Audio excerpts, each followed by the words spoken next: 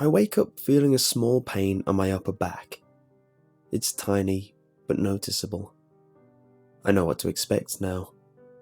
It's going to be yet another small scratch that seemingly came out of nowhere.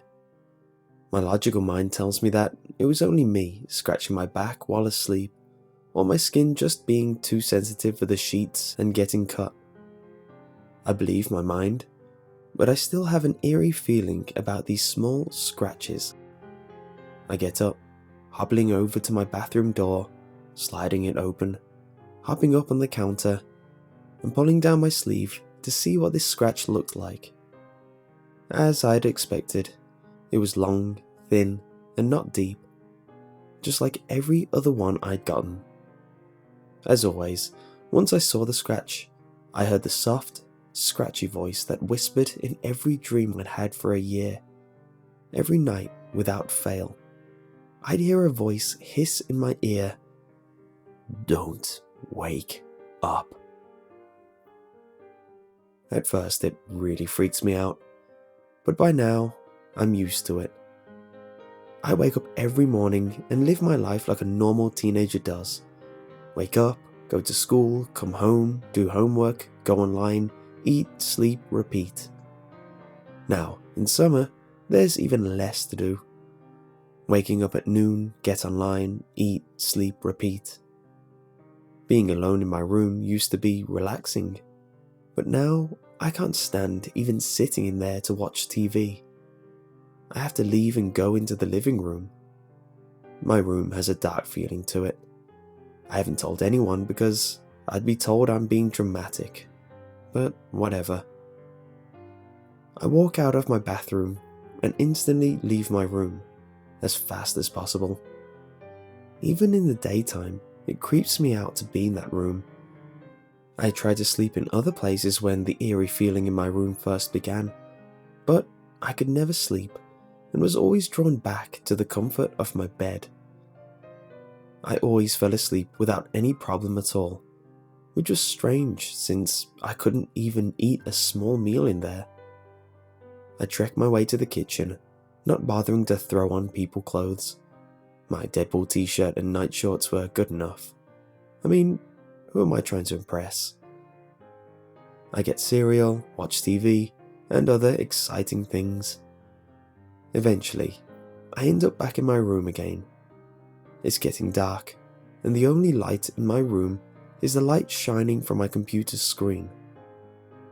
I go from being wide awake on Tumblr to drowsy and falling asleep sitting up in 10 seconds flat, which isn't strange to me anymore. It's been like this since I started having those dreams. I shut my computer down and crawl under my covers, laying there, staring into the darkness, pondering about the voice for a small amount of time. I guess I never did wake up when it told me not to. I can slightly remember darkness for a long while after the voice spoke. I always woke up in the morning, never at night. So, I guess it's just my mind telling me to sleep through the night. As I let my mind wander, the empty feeling of being awake fades as I fall asleep. As soon as I fall asleep, I awake in another world, my dream world. I look around, in my own room, standing next to my bed. My room is lit up by an unknown source of light, as always.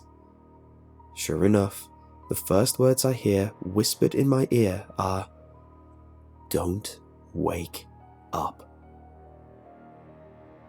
I look around to try see the source of the voice, to no avail. I can never see who it is, which really does frustrate me. Whenever I come into the dream world, I remember every other dream. They're all the same. I wake up in my room, hear the voice, ignore it, everything goes dark, and I hear tapping around me. Then I wake up in the morning. So I sit down on my bed, waiting for the darkness to come, which surely it did. The room grows dark, and my dream self crawls back under the blankets, waiting for the tapping to begin. I wait for a while, but it doesn't come. That's strange, I think. It's usually here by now.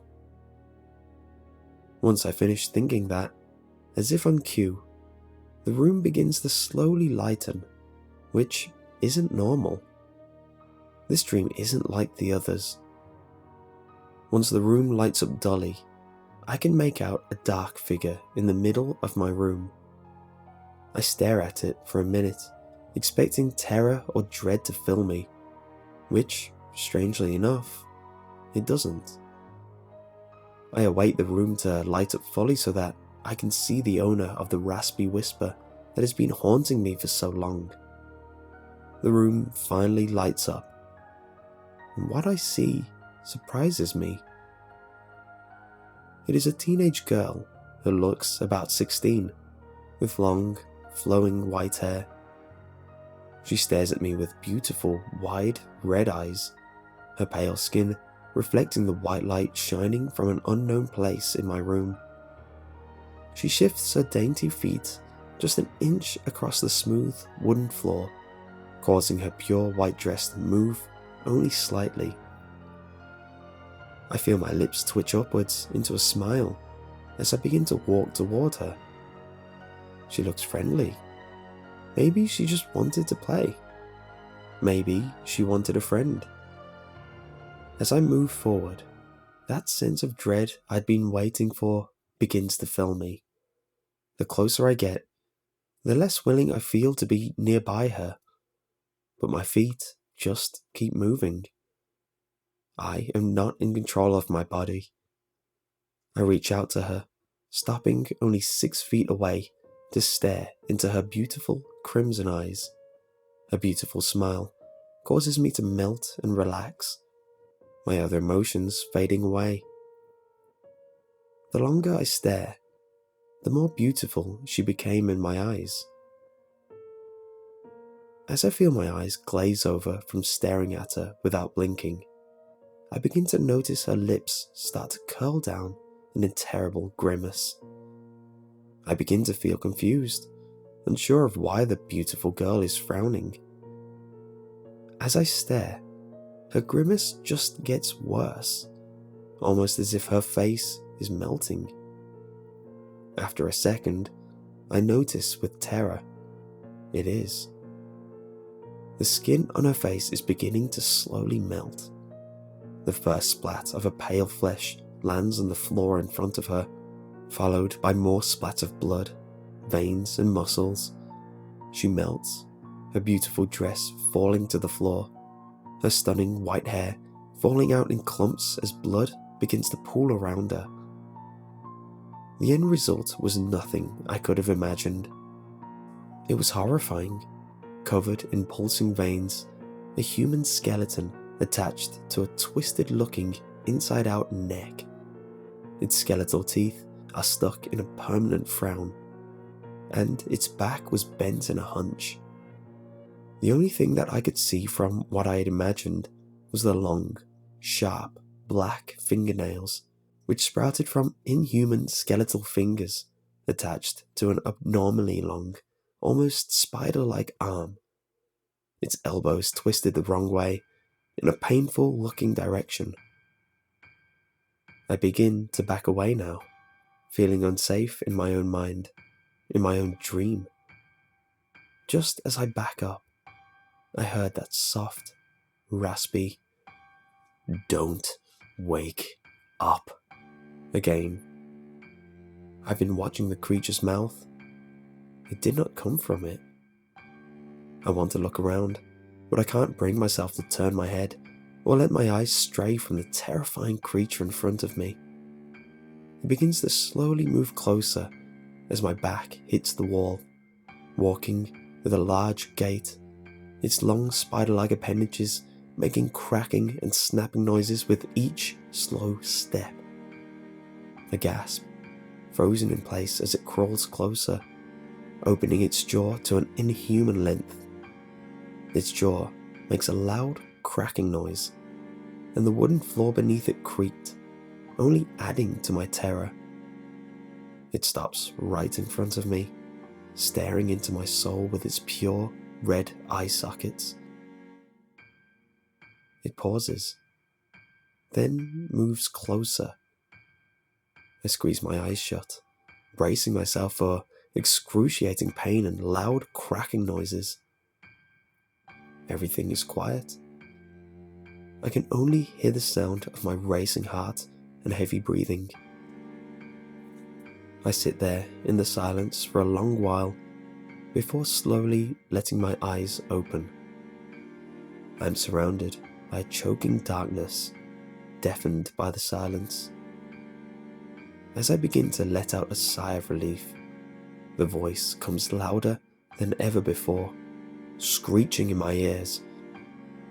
"Don't wake up!"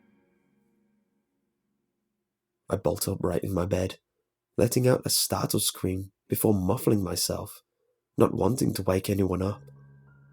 I look around, not able to see anything. My room is pitch black. I close my eyes for a moment, sighing with relief once again. I'm glad to be awake, away from whatever had scared me so badly. That voice couldn't have been good all this time. It was telling me not to wake up and leave that horrifying dream, which is actually beginning to fade away in my mind. I can't quite remember what it was about. I hear my closet creak, which creeps me out a bit and prompts me to slip out of my bed to walk over to my light switch. I flick it on, and I'm horrified at what I see. In that moment, I begin to wish I'd listened to that raspy voice in my dreams. On my wall, written in fresh, dripping blood, I read, "You woke up."